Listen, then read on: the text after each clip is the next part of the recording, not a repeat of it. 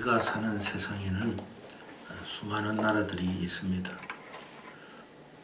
유엔에 등록된 나라가 아마 회원국이 아마 200여 나라라고 저는 알고 있습니다. 2014년 기준으로 193개국이 회원으로 가입되었다고 전해지고 있습니다.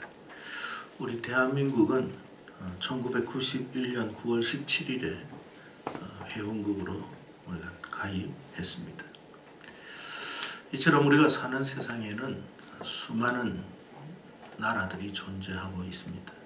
그리고 또 과거부터 지금까지 수많은 나라들이 있어 왔습니다.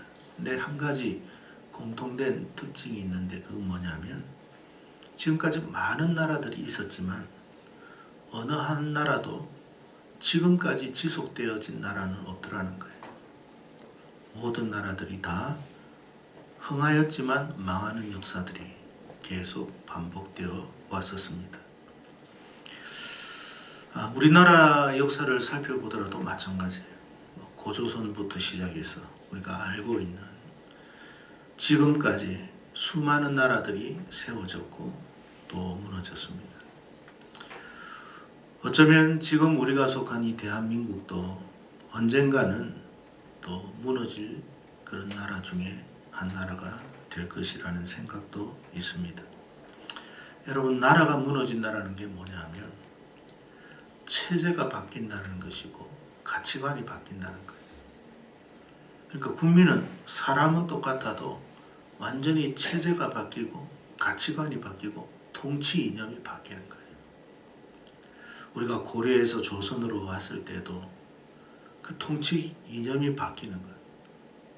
그래서 여러분, 불교의 어떤 그 가르침과 사상이 있던 그 고려가 여러분 타락하다 보니까 이제는 유교의 어떤 그런 가치관으로 바뀌어버렸어요. 그래서 질서가 잡힌 질서를 세웠어요. 근데 그 질서를 세운다는 게 양반상놈으로 세워버렸어요. 바뀌지가 않아요. 그거는. 그렇게 반복되어 왔습니다. 근데 나라의 그 흥한 나라들이 이제 망할 쯤 되니까 하나 특징이 다 있더라고요. 우리나라 역사를 살펴봐도 고려 3.1공사, 조선 3.1공사라는 말이 있었습니다. 이게 무슨 말이냐면 고려가 망할 쯤에 정책을 내세우는데 3일을 넘지 못하더라 하는 것입니다. 조선도 마찬가지였어요. 하나의 정책을 내도 하도 부패하고 또 잘못된 정책을 내다 보니까 3일 후에는 철회가 되는 거예요. 그러면 그 나라는 망하는 나라가 되는 거예요. 그래서 나라는 극도로 혼란이 야기되고 분열이 되고 나라는 무너지게 됩니다. 우리나라는 어떨까요? 지금은? 지금 우리나라의 모습은 어떻습니까? 나라가 붕괴지고 무너지면 여러분 제일 고통 겪는 사람은 국민입니다. 그 나라 백성들이 제일 고통을 받아요.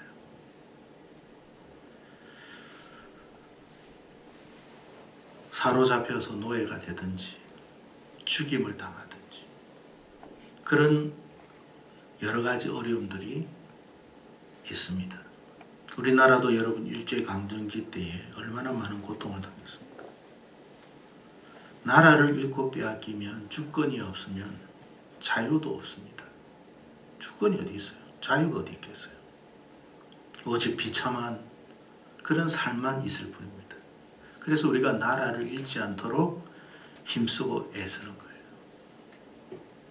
지금의 이 가치관, 이 나라가 다른 나라로 바뀌면 지금의 어떤 그런 제도하고는 완전히 달라지는 거예요.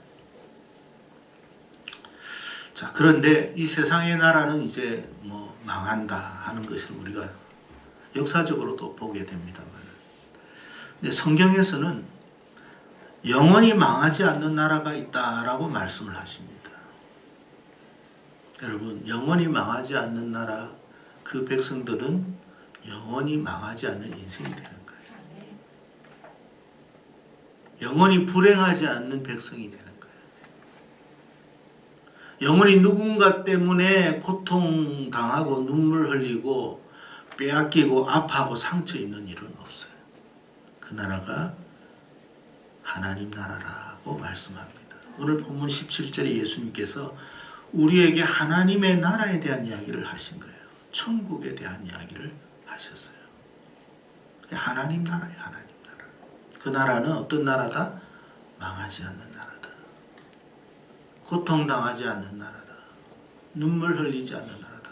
왜? 하나님이 통치하니까. 세상의 나라는 사람이 통치하는 나라입니다. 뭐 서양이든 동양이든 어느 나라든 다 마찬가지예요. 근데 여러분, 그 통치 안에 있던 사람들이 다 행복하냐? 그렇지가 않습니다. 누군가는 고통을 당하고 누군가는 억울함을 당합니다. 여러분, 우리나라도 여러분 한번 보세요. 여당이 야당되고 야당이 여당되면 아이고, 여당이 야당돼 가지고 야당이 여당돼 가지고 아, 우리는 이제부터 참 삶이 편해졌습니까? 지난번보다 더 나은 삶을 살고 있습니까? 그렇지 않습니다. 지난번보다 나아진 사람은요, 그 정권의 핵심 인물들밖에 없어요. 그러나 여러분, 하나님의 나라는 모든 백성이 행복해지는 나라입니다. 억울함이 없는 나라가 그 나라입니다. 슬픔이 없는 나라가 그 나라입니다. 원통함이 없는 나라가 그 나라입니다. 자기 백성이 죽어도 말하지 못하는 그런 나라가 아니에요.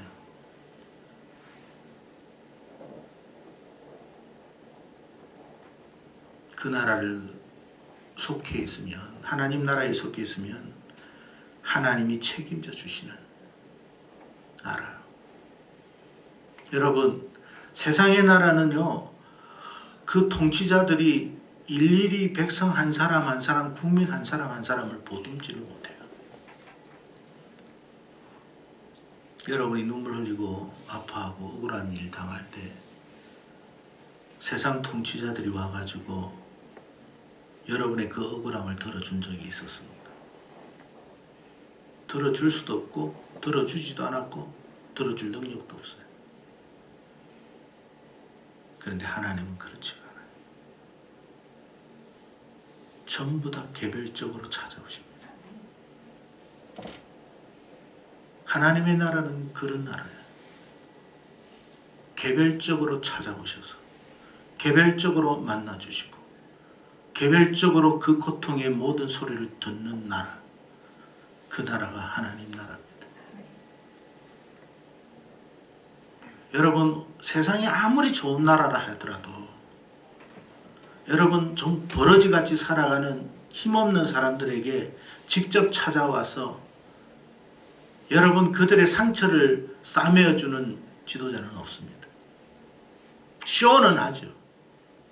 시장에 가서 그 오뎅 한 그릇 먹고 떡볶이 한 번 먹으면 쇼는 될지는 몰라도 궁극적으로 그들의 아픔을 해결해 주지는 못해요. 국민이 원하는 게 뭡니까? 정말 힘든 것을, 고통스러운 것을, 억울한 것을 힘이 없으니까 좀 들어달라는 거 아니겠어요? 근데 그걸 들어줍니까? 못 들어주죠. 근데 하나님의 나라는 그렇지 않아요. 그래서 그 하나님의 나라에 대해서 이렇게 말해요. 눈물이 없다라고 했어요. 아픔이 없다고 했어요. 고통이 없다고 했어요.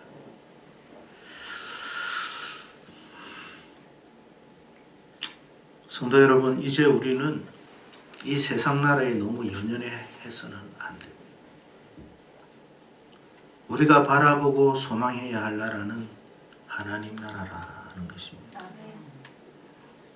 정권이 바뀌면 좀 나아질 것, 삶이 나아질 것 같아도 그렇지가 않습니다. 핵심 인물들만 그런 거예요. 저나 여러분은 누가 정권을 잡아도 똑같습니다. 달라질 게 없어요.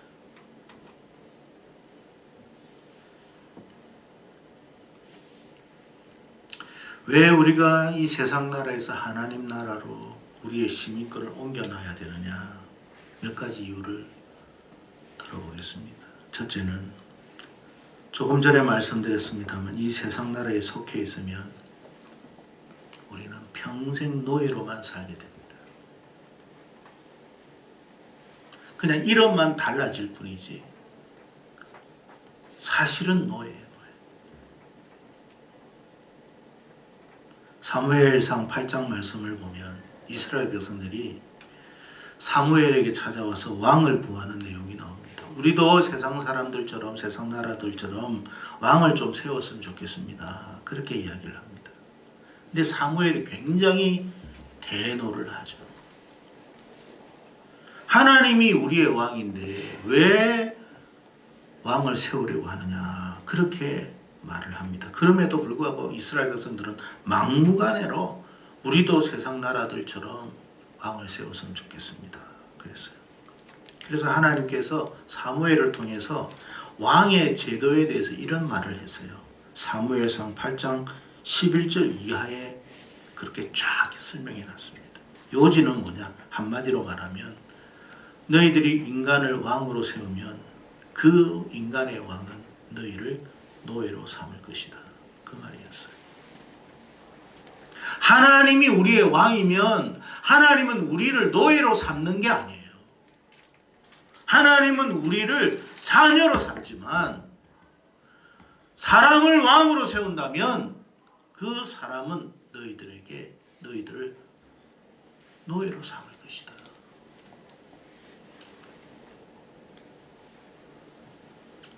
성도 여러분, 왜 우리가 하나님의 나라로 이주를 해야 되느냐? 하나님은 우리를 노예로 삼는 분이 아니기 때문에 하나님은 우리를 자녀로 삼아요.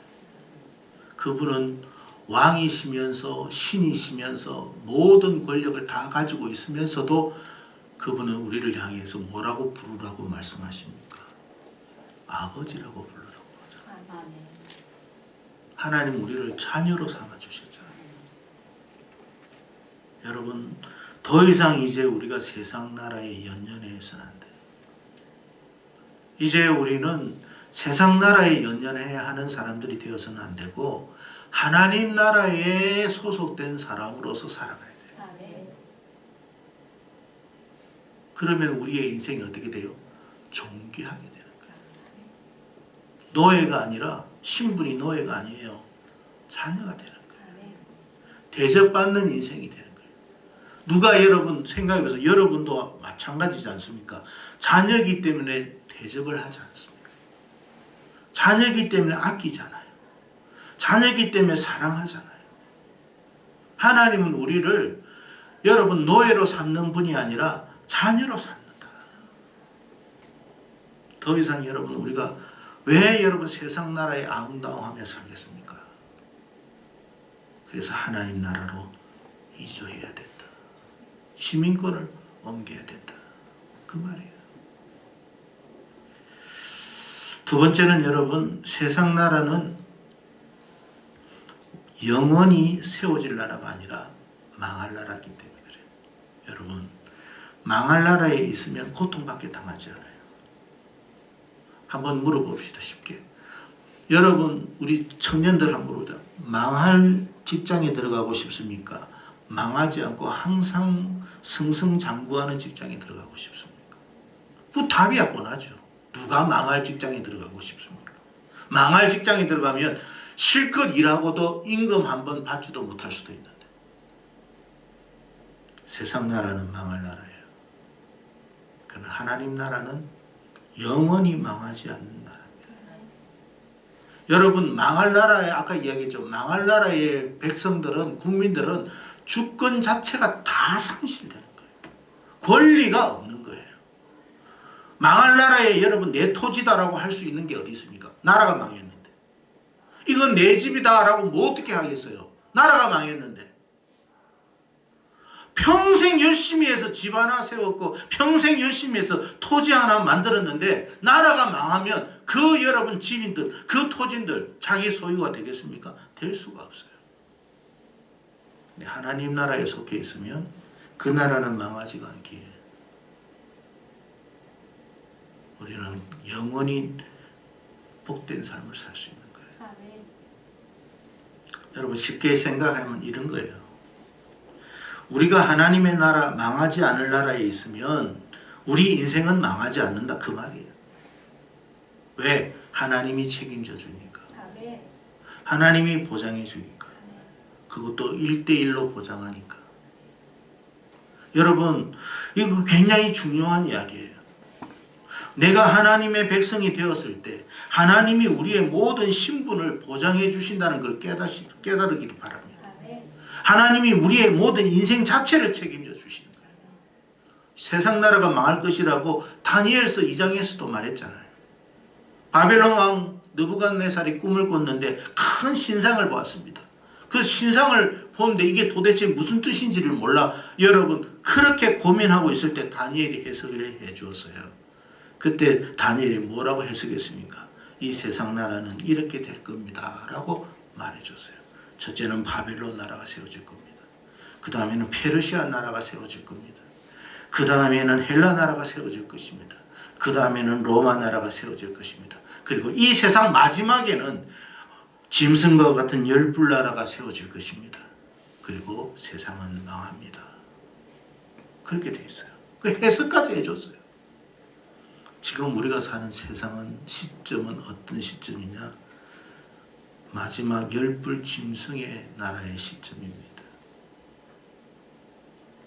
이 이후는 세상이 없어요. 세상 나라는 세워지지 않아요. 다 망해요. 어떤 나라가 세워지느냐? 하나님의 나라가 영원토록 세워질 거라고 했어요. 그러니까 우리가 이 세상 나라에 비록 살고 있지만 우리의 주소 이전을 해야 돼. 하나님의 나라로. 우리의 시민권을 이 세상 나라에 둘 것이 아니라 이제는 하나님의 나라로 시민권 이전을 해야 돼. 왜? 그래야 망하지 않으니까. 하나님이 책임져 주잖아요. 하나님이 보장해 주실 거잖아요. 그래서 우리는 세상 나라에 연연해야 하는 인생이 아니라 하나님 나라를 바라보고 소망하는 삶을 살아야 된다. 그게 신앙생활이에요. 교회를 다니는 게 신앙생활이 아니에요, 여러분.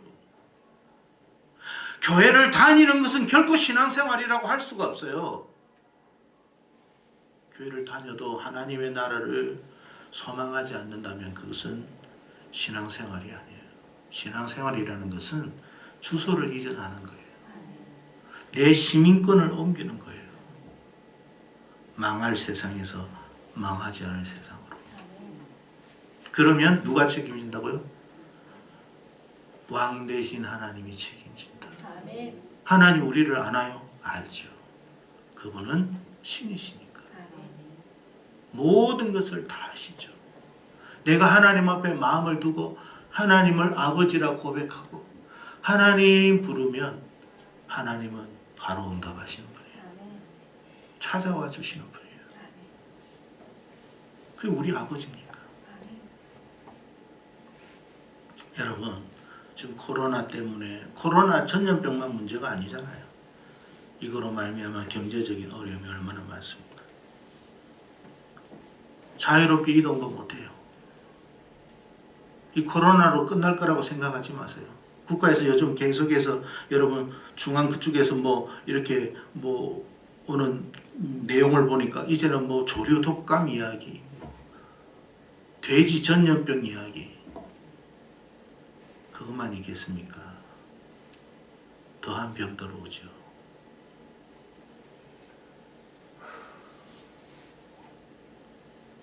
그러나 우리가 하나님 나라에 속해 있으면 하나님이 우리를 지켜주는 거예요. 좀 건강해 보겠다고 독감 예방주사 맞았더니 뭔 예방주사입니까 이게? 뭘 예방해요? 국가는 우리를 책임지지 못해요.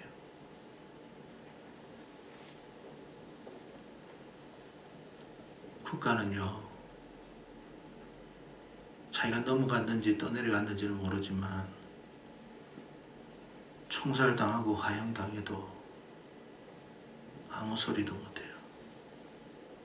그게 여러분의 가족이었다면 여러분은 어떻게 됐겠습니까? 그러나 하나님 나라는 그렇지가 않아요. 하나님 나라는 죽어도 살리신다고 했잖아요. 망해도 다시 일으키신다고 했잖아요. 여러분, 여러분이 하나님 나라에 속해 있으면 하나님은 여러분을 끝까지 책임질 거예요. 망할 것 같지만 망하지 않을 거예요. 경제적인 어려움이 있다고 여러분 결코 망하지 않습니다. 질병에 걸렸다고 결코 죽는 일도 없을 거예요. 왜? 하나님이 책임지신다면, 하나님이 보장하신다면 그렇게 되는 거예요. 참 세상 나라는 여러분 정들 곳이 없고 정두어서도 안 되는 나라예요. 우리가 여러분 지금 다니엘 기도회 한다고 해서 이런 여러저런 강사님들 이야기를 듣고 있습니다만 참 세상에 대한 환멸이 느껴져요. 환멸. 이런 세상인가? 짐승만도 못한 세상인가? 환멸이 느껴져요. 나도 죄인이지만 환멸이 느껴져요. 여러분, 언제까지 우리가 이렇게 지옥과 같은 세상에 살아야 됩니까? 하나님께서 말씀하신 그 비전의 나라를 향하여 우리가 가야 되지 않겠습니까? 이제는 더 이상 세상 나라에 연연해하지 마시고 하나님의 나라로 갈 수 있는 저와 여러분 되었으면 좋겠습니다. 이 세상 나라는 마치 뭐와 같으냐 하면 성경에 나타난 가나안 7족속의 나라와 똑같습니다. 결국 망할 나라들이에요. 결국 심판받을 나라들이에요. 그러나 여러분, 그 망할 나라에서 우리는 마치 기생 라합과 같은 선택을 해야 된다 이 말이에요. 여리고성이 망할 그점에 기생 라합은 결단을 내렸습니다. 자기 민족은 여리고성에 있는 사람들이에요. 그런데 그는 결단했습니다. 나는 이스라엘 민족이 되리라. 그랬더니 어떻게 됐습니까? 자기만 산 게 아니라 가족까지 다 살아버렸어요. 그게 저와 여러분의 결단이 되어야 돼요. 그게 현명한 결단이라고 성경은 말씀하십니다. 더 이상 망할 나라에 연연해하지 마세요. 우리는 망하지 않을 나라를 붙들고 살아가는 사람이 되어야 됩니다. 그렇게 되면 우리가 망하지도 않을 뿐만 아니라 우리의 신분적 변화도 일어난다. 기생 라합이라고 했는데 그가 기생에서 뭐로 바뀌었느냐면 왕족으로 바뀌어버렸어요. 그의 자손 중에 다윗이 나와버렸어요. 왕의 가문이 되어버린 거예요. 우리의 모습이 지금 비록 부족하고 세상적으로 볼 때는 등급이 굉장히 낮은 등급인지는 몰라도 우리의 신분을, 우리의 시민권을 하나님 나라로 옮기면 기생에서 왕이 되듯이 우리의 신분은 변화되는 줄로 믿습니다. 그래서 여러분, 너무 이 세상에 연연해하지 마십시오. 세상이 좋아 보인다고 해서 좋은 것은 아니에요. 망할 나라에 마음을 두지 마시고 망하지 않을 그 나라를 향하여 달려갈 수 있는 저와 여러분이 되었으면 좋겠습니다. 자, 그렇다면 망하지 않을 나라에 신분 이동을 하려면, 시민권을 옮기려면 어떻게 해야 되느냐? 한 가지만 우리에게 요구했습니다. 회개하고 복음 믿으라. 회개하고 복음 믿으라. 그러면 된다. 우리가 왜 회개하느냐? 이 회개라는 의미는 뭐냐면 이제까지 내가 하나님을 주인 삼지 않고 내가 내 인생의 주인으로 삼았는 걸 이제는 내 인생의 주인은 하나님이십니다. 하나님의 뜻대로 살겠습니다. 지금까지 내가 나의 인생에 내가 주인 된 것을 용서해 주십시오. 이제는 하나님이 나의 인생의 주인이 되어 주십시오. 그게 회개예요, 여러분. 뭐 회개한다고 해가지고 회개라는 용어를 썼다고 회개가 되는 게 아니에요. 지금까지는 내 마음대로 살았어요. 내 마음대로 살아보니까, 내 가치관대로 살아보니까 옳은 게 아니라는 걸 깨달은 거예요. 이제는 하나님 가치관대로 살겠습니다. 이제는 하나님 방식대로 살겠습니다. 그게 회개입니다. 그럼 지금까지 지은 죄는 어떻게 하라고? 지금까지 지은 죄는 우리 주님의 십자가의 보혈의 공로를 믿음으로 우리의 죄는 씻어지는 거예요. 그러면 이 신부는 세상 나라에서 하나님 나라로 옮겨지는 것이다.